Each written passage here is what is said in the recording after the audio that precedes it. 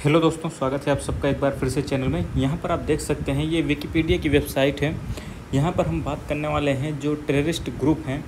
तो यूएन के द्वारा कौन कौन से हैं जो कि रिकॉग्नाइज्ड ग्रुप हैं टेररिस्ट, और उसके अलावा जो आपके विभिन्न देशों के द्वारा टेररिस्ट ग्रुप माने गए उनके बारे में बात करने वाले हैं। क्योंकि महत्वपूर्ण बात यह है, क्योंकि आप देखेंगे जो हमास और हिजबुल्ला के अटैक आपके इजराइल में हुए थे, तो आप अगर नोटिस करेंगे तो भारत सरकार की तरफ से हमास और हिजबुल्ला दोनों की बुराई नहीं की गई थी, और ना ही इजराइल को हमने गलत कहा, बल्कि हमने ये कहा कि इजराइल जो कर रहा है अपनी सेफ्टी के लिए सही कर रहा है। उसके साथ ही हमने ये भी कहा है कि हमास और हिजबुल्ला, क्योंकि हम लोग उन्हें आतंकवादी के तौर पर नहीं मानते हैं, तो हम यहाँ पर देखेंगे क्या हमास और हिजबुल्ला, जिन्हें इजराइल अपनी तरफ से तो आतंकवादी संगठन मानता है, तो क्या यूएन के द्वारा भी वो आतंकवादी संगठन माने जाते हैं या नहीं माने जाते। तो हम ये बात इस वीडियो में करने वाले हैं, ठीक है। तो यहाँ पर देखिए, हम देख सकते हैं ये ऑर्गेनाइजेशन है आपके जो लेफ्ट साइड में दिए गए हैं। राइट साइड में देखेंगे डिजाइनेटर, यानी किन किन ने इन्हें माना हुआ है, आपके क्या कहते हैं आतंकवादी संगठन जिन्होंने माना। देखिए आप यहाँ पर देखिए यूनाइटेड नेशंस के द्वारा जो विभिन्न आपके दिख रहे हैं, जो भी इस तरफ है, सब के सब आपके ये ऑर्गेनाइजेशन यूएन द्वारा माने गए हैं कि ये आतंकवादी संगठन है। जैसे आप अलकायदा देख सकते हैं, जिसे देखिए मैं आपको वो बताऊंगा जिसे हम लोग जानते हैं, आप लोगों ने नाम सुना होगा, जो भारत में आक्रमण भी कर चुके हैं, यानी गलत तरीके से उन्होंने भारत पर विभिन्न जगहों पर हमला करने की कोशिश की है, बम धमाके किए हैं, तो उनको हम देखने वाले हैं, ठीक। इसके देखिए बोको हराम, आपने सुना होगा, बोको हराम को देखिए यूनाइटेड नेशन मानता है। इसके साथ देखेंगे आप जापान, न्यूजीलैंड, टर्की, यूएसए, ये सब देश हैं जो कि मानते हैं बोको हराम को भी एक आतंकवादी संगठन। इसको देखिए हक्कानी नेटवर्क, आपने खूब नाम सुना होगा, तो यूनाइटेड नेशन इसे ही मानता है, यूएसए, यूएई और यूके भी इन्हें मानता है, ठीक। इसके बाद आगे यदि हम बात करें तो आप लोग देखें जैसे मोहम्मद, ये इंपॉर्टेंट, इसे भारत भी आतंकवादी संगठन मानता है। आप देख सकते हैं यूनाइटेड नेशन भी मानता है, पाकिस्तान भी इसे मानता है, समझ सकते हैं। मतलब जहाँ जैसे मोहम्मद पाए जाते हैं वहाँ, और वही देश इसे आतंकवादी संगठन नहीं मानता। भला जानते हैं क्यों ये मानता है? क्योंकि बेचारा मजबूर है, क्योंकि यूनाइटेड नेशंस का ये भी भाग है, यानी उनका एक सदस्य है, तो इसलिए बेचारे को आतंकवादी संगठन मानना पड़ता है। लेकिन फिर भी चलो कोई नहीं, देश को, दुनिया को दिखाने के लिए कुछ ना कुछ बहरूपिये भी रखने चाहिए, रूप अपने। अब आगे देखिए अब लश्कर तैयबा, तो इसे भी देखिए अपने इंडिया ने माना हुआ है और पाकिस्तान ने भी माना है। क्यों माना हुआ? क्योंकि यूनाइटेड नेशंस ने इसे एक आतंकवादी संगठन माना है, इसलिए बेचारे की मजबूरी है कि इसे वो आतंकवादी मानेगा, नहीं तो अन्यथा तो ये इनके दामाद हैं पाकिस्तान के। इसको देखिए अखिल भारतीय नेपाल एकता समाज, इसको भारत देखिए भारत गवर्नमेंट के द्वारा क्या कहते हैं आतंकवादी संगठन माना गया। लेकिन आप देखेंगे इस पर, आप देखेंगे ना, अखिल भारतीय नेपाल एकता समाज में आपको यूएन नहीं दिखेगा, तो यानी ये भारत के द्वारा तो आतंकवादी संगठन माना गया है, लेकिन यूनाइटेड नेशंस के द्वारा इसे नहीं माना गया। ये चीज़ आपको ध्यान रखना। जैसे आप देखिए अल हक इजराइल के द्वारा माना जाता है, लेकिन और किसी देश के द्वारा नहीं माना जाता है। आल त्रिपुरा टाइगर फोर्स, ये त्रिपुरा को अलग करने की बात करते हैं, तो ये इंडिया ने है जो कि इसे आतंकवादी संगठन माना है, और किसी ने नहीं माना है।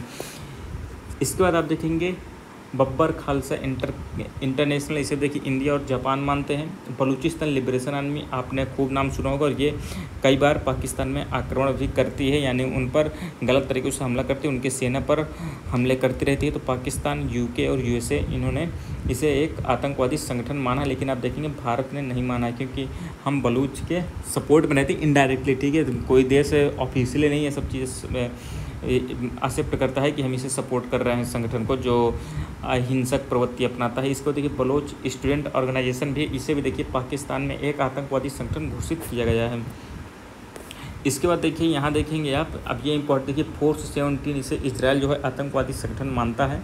इसको देखिए गारो नेशनल लिबरेशन आर्मी, इसे इंडिया मानता है, ठीक है। गारो खासी जयंतिया वाला जो एरिया है वहाँ पर ये एक लिबरेशन आर्मी पाई जाती है, जिसे आतंकवादी संगठन भारत सरकार मानती है। इसके बाद देखिए हमास को देखिए, इसे देखिए यूरोपियन यूनियन तो आतंकवादी संगठन मानती है, ऑस्ट्रेलिया मानती है, इजराइल मानती है, यूके यूएस मानती है, लेकिन यूएन नहीं मानता है। इसलिए हम भी हमास को आतंकवादी संगठन नहीं मानते हैं, क्योंकि इसने देखिए डायरेक्टली ना भारत को आज तक नुकसान पहुँचाया और ना ही यूएन के द्वारा इसे मान्यता दी गई कि एक आतंकवादी संगठन है। तो इस कारण से हम इसे एक आतंकवादी संगठन नहीं मानते। अगर हमास को यूएन यदि आतंकवादी संगठन मान लेता है तो भारत भी उसे एक आतंकवादी संगठन मान लेगा, क्योंकि हम यूएन के मूल्यों को मानते हैं और उनके बनाए गए नियमों को भी मानते हैं, ठीक।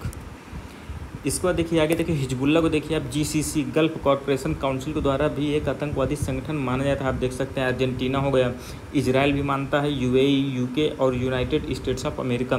तो आप इसलिए देखते हैं हिजबुल्ला पे जो अटैक हुए हैं यहाँ पर आप देखेंगे UAE देखिए मानता है, सऊदी अरब भी इसे आतंकवादी संगठन मानता है। इसीलिए आप देखेंगे हिजबुल्ला ने जब अपने बचाव में या इजराइल पर हमले किए हैं तो इन्होंने भी निंदा की थी, उसकी वो अलग बात है दबे शब्दों में की थी, लेकिन हिजबुल्ला का डायरेक्ट सपोर्ट नहीं करते हैं। ठीक, इसके बाद आप देखेंगे इंडियन मुजाहिदीन, तो इसे देखिए इंडिया जो है एक आतंकवादी संगठन मानता है। इसके अलावा देखिए कनाडा भी मानता है, जापान भी मानता है, UAE UK US भी इसे मानते हैं। इसके बाद देखिए Islamic revolutionary guards corps force जो है इसे इजराइल जो है एक क्या मानता है, इस्लामिक रिवोल्यूशनरी गार्ड्स को। ये आपके किसके हैं तो ये ध्यान दीजिएगा, ये रिवोल्यूशनरी गार्ड आपके ईरान के ही सैनिक हैं। इनको इजराइल डायरेक्टली एक आतंकवादी संगठन के रूप में देखता है। ठीक है, इसके बाद देखिए आप देखेंगे खालिस्तान कमांडो फोर्स इंडिया मानता है इसे, खालिस्तान लिबरेशन फोर्स इसे भी इंडिया एक आतंकवादी संगठन मानता है। इसके अलावा खालिस्तान जिंदाबाद फोर्स इसे भी यूरोपियन यूनियन और इंडिया दोनों हैं जो कि इसे आतंकवादी संगठन मानते हैं, क्योंकि ये खालिस्तान पाकिस्तान को तोड़ने की बात करते हैं। तो आपको इससे स्पष्ट हुआ होगा कि आखिर क्या कारण है कि भारत हमास और हिजबुल्ला दोनों को आतंकवादी संगठन क्यों नहीं मानता है और इनको डायरेक्ट आतंकवादी संगठन क्यों नहीं डिक्लेयर करता है। तो ये बहुत बड़ा कारण है क्योंकि हम UN के चार्टर से बंधे हुए हैं। ठीक है, तो ये इंपॉर्टेंट वीडियो है, उम्मीद है आपको समझ में आई होगी। बाकी यदि आपको कोई भी कन्फ्यूजन हो तो आप कमेंट बॉक्स से बता सकते हैं। बाकी मिलते हैं अगली वीडियो में, तब तक के लिए दोस्तों धन्यवाद, जय हिंद।